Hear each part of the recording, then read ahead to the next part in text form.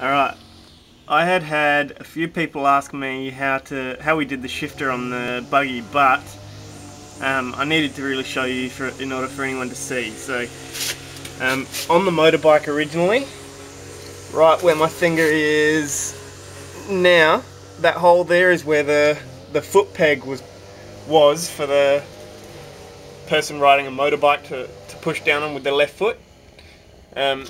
So that spun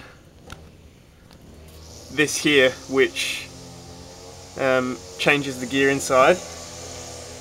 And we'd just taken that peg off and used one of those holes to put our own nut and bolt through, and we had to bend this a little bit to make it fit, as you'll probably see here.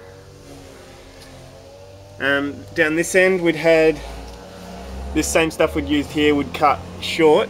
The same stuff we'd used here would cut short, welded to this plate, and had this shifter,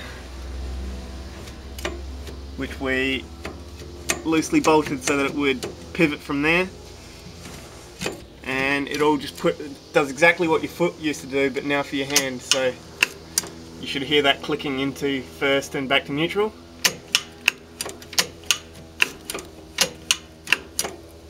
Yeah, so that's how we did that.